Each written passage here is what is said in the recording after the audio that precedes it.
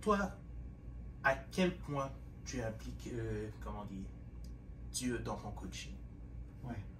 Ouais. C'est une très bonne question. Alors, je vais vous dire que je fais les... Il y a personne qui fait... On fait tous des choses dépendamment de comment on a grandi, de où on a grandi, de l'environnement qui nous a moulés et qui nous a permis de devenir ce que nous sommes aujourd'hui. Fait que moi, depuis ma tendre enfance, j'ai grandi dans un milieu où mes parents, ma mère surtout, tous les dimanches, allez, tout le monde au culte, allez, voilà. Fait que j'ai grandi dans cet environnement-là. Ouais. Et puis, vous savez, on est dans un monde... Je ne fais pas des coachings et puis je me mets à parler de Dieu ou bien je me mets à parler de... Non.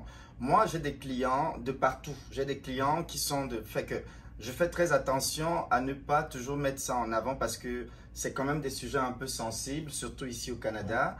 Mais je ne peux pas me renier parce que c'est ma nature, c'est ce que je suis, j'ai grandi dedans. J'ai eu des expériences vraiment, on va dire, des expériences fulgurantes avec le Seigneur. Fait que je ne peux pas me nier, mais je crée l'équilibre, je fais ce que j'ai à faire. Maintenant, il s'avère que pendant mes coachings, je peux avoir effectivement des gens qui sont aussi des chrétiens et parfois il peut arriver qu'il y ait une connexion. Ah, vous êtes chrétien? Oui, oui, oui. Vous voyez, fait que ça peut arriver. Mais de manière générale, je fais toujours les choses de manière neutre pour m'assurer que je fais le travail qui doit être fait. Oui. Maintenant, dans le processus de faire ce travail-là, il s'avère que je peux vivre des expériences qui me poussent parfois, je ne sais pas si je dois le dire ici, il m'arrive parfois de prier pour des gens pendant mes sessions de coaching. Parce qu'ils sont pas bons ou parce qu'ils sont... Non, c'est parce que j'ai parfois des clients qui sont désespérés. Ah, ok, je comprends. Ouais. Tu sais, je travaillais pendant 15 ans dans cette entreprise, je comprends pas pourquoi ils m'ont mis à la porte, je suis pas bon. Elle est vraiment completely down. Et elle a besoin que voilà, et pendant que je parle, elle dit, elle se met à me parler de sa vie en fait. Ouais. Fait que, elle dit, j'ai l'impression que les dieux sont contre moi. Je lui dis, ah, vous croyez en Dieu, vous? Ok. Et puis c'est comme ça que ça comme part. ça Et que puis ça voilà, commence. je dis, ah, ben c'est parce que moi aussi je suis, ah, ben écoute, vous priez, oui, ah, peux-tu prier pour vous? Ah, ben. Et je me mets donc à prier pour elle et elle éclate en Des sanglots, marraines, elle pleure. tu fais ça? Oui, Wow. mes sessions de coaching se font sur Zoom là, à distance. Ok. Fait que je prie pour elle et pendant que je prie pour elle, elle se met à pleurer. Ah, wow. Je lui dis, hey, êtes-vous correct? Est-ce que tout va bien? Elle dit oui, c'est juste que votre prière me fait du bien. Fait que parfois, je peux avoir des expériences comme ça pendant, mais c'est pas quelque chose qui est une règle ou bien qui est que à tous mes coachings, c'est voilà. Mais est-ce que tu penses que le fait de croire est important? Parce que c'est pas juste au niveau de la religion et Dieu, mais juste de croire en quelque chose. Est-ce que tu penses que c'est important? Je pense que D'avoir la foi en quelque chose. ben, si on a la foi en rien,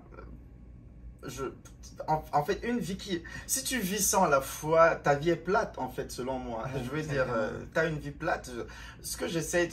Il faut pas... Je ne veux pas imposer quoi que ce soit aux gens, mais je pense qu'il est important quand même d'avoir la foi parce que même les grands qui ont réussi dans la vie, vous savez, les personnes qui ont eu des succès fulgurants, les mastodontes de ce monde, Ouais. ils croient en ce qu'ils font, ils croient en quelque chose. Il y a quelque chose qui doit te driver, il y a quelque chose qui doit te pousser à te dire que, voilà. Parce que si tu crois en rien, je comprends pas comment tu vis, comment tu fais. Fait que, je sais pas, ça c'est vraiment mon point de vue là. Je sais que c'est des sujets, j'aime pas trop parler de ça au Québec parce que c'est des sujets un peu sensibles, Oui. mais je me dis aussi que il faut faire les choses dans le bon sens. Oui, vas-y, Ouais. Kevin. Ben, je vais apporter une vision un peu différente. Juste pour beaucoup de personnes, ils vont voir la religion comme une base pour, comment dire, essayer de donner de bons principes à des enfants. Voilà. Et au-delà de ça, arrivé à un certain âge, il y a des personnes qui vont dire, ok, je ne crois pas en Dieu personnellement, mais juste la place de la religion pour, comment dire, s'assurer que la personne croit à la bonté des autres personnes. C'est ça qui assure que la société fonctionne. Ouais, exactement. Et je vais vous dire, il y a beaucoup de spiritualité dans tout ce que je fais, sans mettre la spiritualité devant. Parce que la spiritualité, c'est quoi?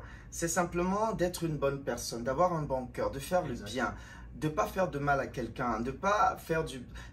En fait, c'est des choses de la vie et que j'aimerais aussi inculquer à ma progéniture, c'est d'être respectueux, dire merci, on se moque pas de quelqu'un, on respecte les gens, on fait du bien. Oui. En fait, c'est vraiment comment je vais dire que c'est les choses de la vie qui emmènent quelqu'un à être une bonne personne. Et puis, voilà. Vivre en Et c'est des société. valeurs, voilà. Et d'avoir des valeurs saines, d'avoir des valeurs, de pas faire des choses qui sont pas, voilà. C'est un peu ça. Et tu sais, quand je dis aux gens, par exemple, ah ben, il faut toujours faire le bien, il faut toujours t'assurer de semer dans la vie de quelqu'un parce que quand tu sèmes de la bonne graine, tu vas forcément récolter, voilà. Fait que si tu aides quelqu'un, tu sais pas, un jour, quelqu'un... Enfin, c'est des choses qui sont dans la spiritualité, mais je ne mets pas la spiritualité en avant, mais je le dis d'une toute autre façon pour que ça parle à tout le monde, pour que tout le monde se retrouve dans ce que je dis. Le contexte de la personne, de sa Contexte carrière, de la vie aussi, voilà, tu vois. Et puis de dire aux gens aussi, écoute, hey là, ben, fais ce que t'aimes, fais ce qui te passionne. As-tu des dons et des talents? Oui. Ben, peux-tu croire que tu as été appelé à faire quelque chose de précis dans la vie? Ah ouais? Oui. Tout ça, parce que je me dis qu'on a tous été appelés à exceller dans un domaine de la vie. On n'a pas été appelé à faire tout. Tu n'es pas appelé à faire tout dans la vie, non. Exactement. Tu as été appelé à exceller dans un domaine précis, mais il en va de ta responsabilité de te dire, mais dans quel domaine, quelle est ma montagne d'influence? Est-ce que je suis appelé à exceller ou à réussir ou à avoir du succès dans le domaine, je sais pas moi, de la musique, je sais pas moi, de la communication, je sais pas moi, de la comptabilité,